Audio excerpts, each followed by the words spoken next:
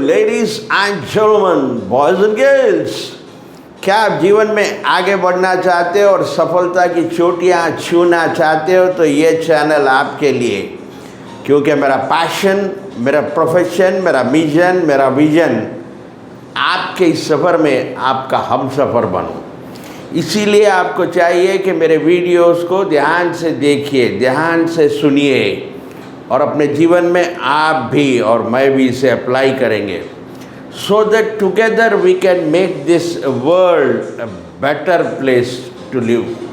तो शुरू करता हूँ आज का ये वीडियो। एक नई सीरीज़ आज से शुरू हो रही है जिसका नाम है रियल एस्टेट स्किल सीरीज़। इससे पहले मैंने 2 सीरीज़ बनाई, शायद आपको याद होगा, एक सेलिंग स्किल सीरीज़ और दूसरा फाइनेंशियल फिटनेस सीरीज़, और अब ये है रियल एस्टेट स्किल सीरीज़ में इस रियल एस्टेट के बिज़नेस को समझने की कोशिश करेंगे। ये रियल एस्टेट बिज़नेस कोई बिज़नेस की तरह इसे करता है, कोई इन्वेस्टमेंट पर्पस के लिए इसे करता है, तो कोई रेंटल इनकम के लिए इसे करता है, या कोई कंसल्टिंग यानी कंसल्टेंट की तरह इसमें काम करता है। तो हमें इस बिज़नेस को क्यों समझने की ज़रूरत है? Why to understand the real estate. Real estate को इसलिए समझने की ज़रूरत है क्योंकि इसके अंदर पैसा है।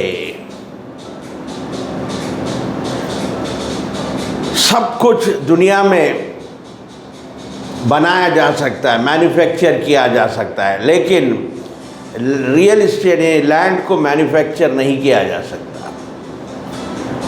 तीसरा, रियल एस्टेट की फ्यूचर में बहुत मार्केट है और ये बिजनेस, रियल एस्टेट एक सिक्योर्ड बिजनेस है और इसमें एंटर होना बहुत ही इजी है। इसमें ना तो कोई एजुकेशन की ज़रूरत है, ना तो कोई ज़्यादा पैसे होने की ज़रूरत है। हमने देखा है कई अनपढ़ इलिटरेट्स को इसके अंदर एजेंट्स बनते हुए। मैंने तो ऑब्ज़र्व किया है, आपने भी किया होगा, नोटरी को नो एंट्री कहते हुए, मॉर्गेज को लीज कहते हुए। तो यानी नॉलेज नहीं होती क्योंकि ये पढ़े लिखे नहीं होते। तीसरा फ़ायदा इस रियल एस्टेट में ये है कि इसमें बिग डील्स की जाती है, बड़े डील्स होते हैं। मिसाल के तौर पर एक एजेंट है, कंसल्टेंट या ब्रोकर कहे, 2 करोड़ की प्रॉपर्टी अगर सोल्ड हुई, बिकी, 2% के हिसाब से 4 लाख रुपये मिल गए। 1 करोड़ की भी अगर बिक जाती है प्रॉपर्टी तो उसे 2 लाख रुपीस का फ़ायदा हो जाता है।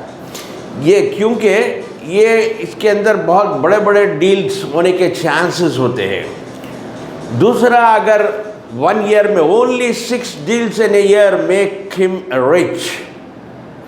1 साल में अगर 6 डील भी हो जाए तो उसे अमीर बनने से कोई नहीं रोक सकता। तो जैसा कि जो लोग मुझे जानते हैं उन्हें मालूम है कि मैंने बिजनेस लॉ में PhD की और इस बिजनेस लॉ में मैं पर्टिकुलरली स्पेशलाइज किया हूँ कॉन्ट्रैक्ट लॉ और transfer of property act, TP act जिसे कहते हैं। ना सिर्फ मैंने एडवोकेट्स को पढ़ाया है बल्कि जजेस को भी मैंने क्लासेस लिए इन सब्जेक्ट्स पर।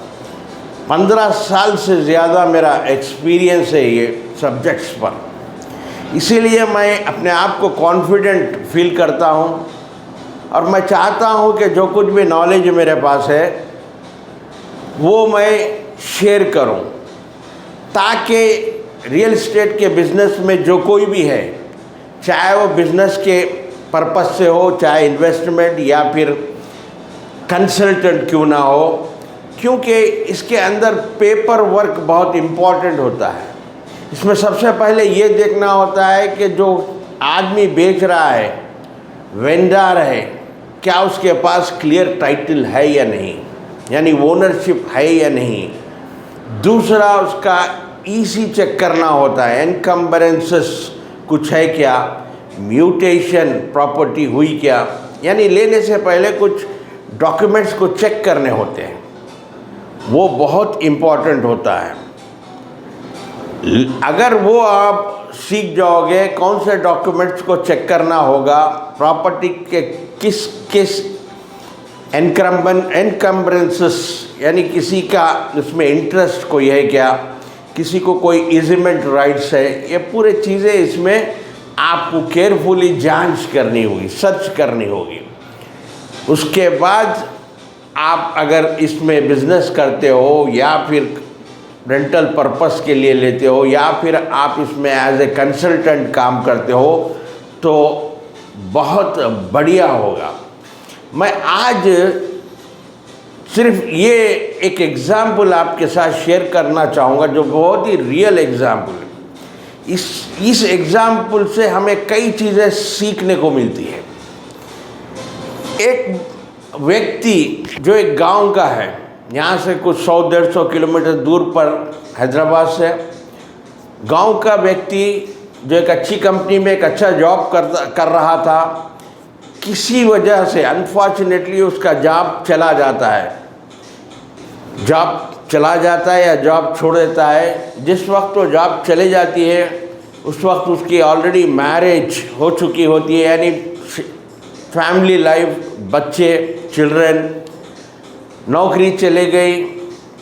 अब वो एक बिज़नेस शुरू करने के लिए अपने अंकल के साथ बिज़नेस शुरू करने के लिए उसके फादर ने अपनी जो भी लैंड्स प्रॉपर्टी थी रियल एस्टेट की वो बेच दी। उसके वाइफ ने जो भी गोल्ड था उसके पास उसे सेल कर दिया। ये अपने वाइफ के गोल्ड के पैसे और पिताजी के लैंड या प्रॉपर्टी के पैसे लेकर बिजनेस शुरू करता है अपने अंकल के साथ। और कुछ दिन के बाद पता चलता है कि उस अंकल ने उसे धोखा दे दिया, उसे उस पार्टनरशिप बिजनेस से बाहर कर दिया। अब वो ना तो उसके पास जॉब रहा ना तो उसका बिजनेस रहा। ये आदमी पूरा रोड पर आ जाता है। अब वो एकदम डिप्रेशन में आकर सुसाइड की अटेम्प्ट करता है, कुछ पॉइजन पी लेता है। उसी वक्त किसी ने इसको ले जाकर हॉस्पिटल में एडमिट करते, वहाँ पर इसकी जान बच जाती है। अब ना तो इसके घर वालों को कोई खाना है, ना तो इनके बच्चों के लिए स्कूल फीस। वक्त कुछ ऐसा आ गया कि इसकी बूढ़ी माँ कूली मजदूरी पर जाकर 50 रुपये लाती है तो एक आधा किलो चावल और तेल आकर उस दिन गुजर जाता। ये सिचुएशन पर पहुंच गया था। अब उसने सोचा क्या करना है, बस कुछ चिल्लर पैसे, कुछ पैसे पॉकेट में थे, वहाँ से शहर की बस पकड़ता है हैदराबाद की। टिकट के भी पूरे पैसे नहीं होते। कंडक्टर से रिक्वेस्ट करता, हाथ जोड़ता है, हैदराबाद इमली बन बस स्टॉप पहुंच जाता है। और ये बंदा इमली बन बस स्टॉप में 15 दिन उसी बस स्टॉप पर सोता है, सोकर गुजारता है। वहाँ कोई एक दोस्त मिलता है, उससे एक 200 रुपये का लोन लेता है, 200 रुपये की मदद लेता है।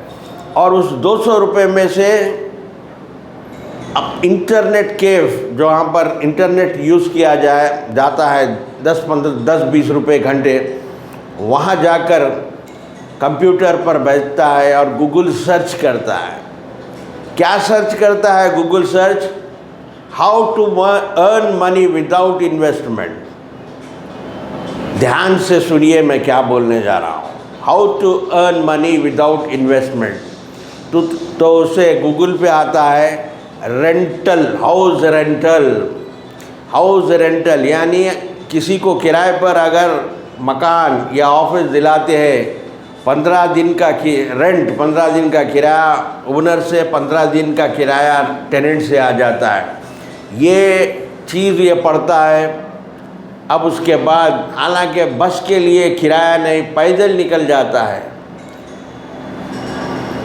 जहाँ भी इंफॉर्मेशन होती है कि कौन सी ऑफिस, कौन सा घर वेकेट है जिसे किराए पे चढ़ाने की ज़रूरत है, टेनेंट की ज़रूरत है, पहली डील होती है जिससे 11,000 रुपये मिलते हैं।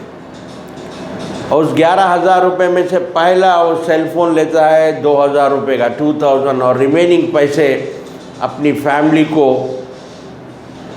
फूड शेल्टर के लिए भिजा देता है।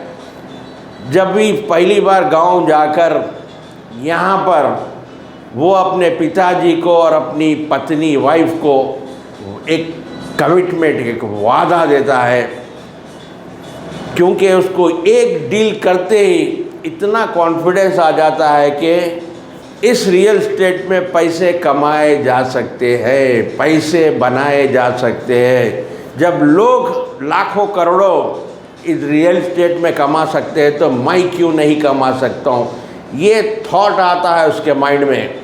और वो वादा कर देता है अपने पिताजी को, वाइफ को, 1 साल के अंदर 1 करोड़ रुपया मैं कमाऊंगा,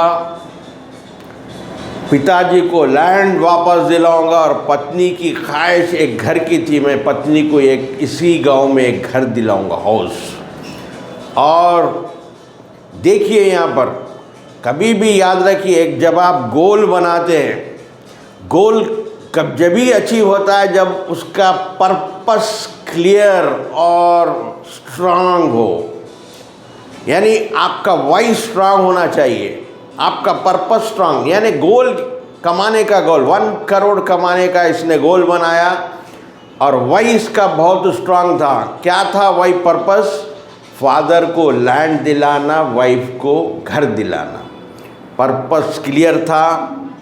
जैसा ही आपका पर्पस क्लियर होता है किसी गोल पर, आपका माइंड, सबकॉन्शियस माइंड काम करना शुरू कर देता है। आपका सबकॉन्शियस माइंड आपको उसका हाउ बताता है, हाउ मीन्स उसका रास्ता बताता है, इस गोल को कैसे अचीव किया जाए, क्योंकि आपका सबकॉन्शियस माइंड एक यूनिवर्सल माइंड है। 24/7 आप सोते भी रहे तो आपका सबकॉन्शियस माइंड काम करता है और वो आपके लिए रास्ते ढूंढ कर लाता है, रास्ते बनाता है। तो ठीक इसी तरह जिस तरह एक गोल बनाया, 14 मंथ्स के अंदर इसने 2 करोड़ रुपया बनाया और आज ये बंदा one of the best trainer है। इस रियल एस्टेट के क्लासेस भी लेता है ये। अगर आप में से कोई इंटरेस्टेड है, आप अगर रियली इसका नाम, फ़ोन नंबर को जानना चाहते हो तो ज़रूर मुझसे कांटेक्ट करिए। तो ये होता है रियल एस्टेट में आपको पैसा कमाने के अपॉर्चुनिटीज़। तो इसी तरह देखते रहिए, सीखते रहिए आगे। Keep learning, keep growing until we meet next. Please take care. God bless you and thank you for watching.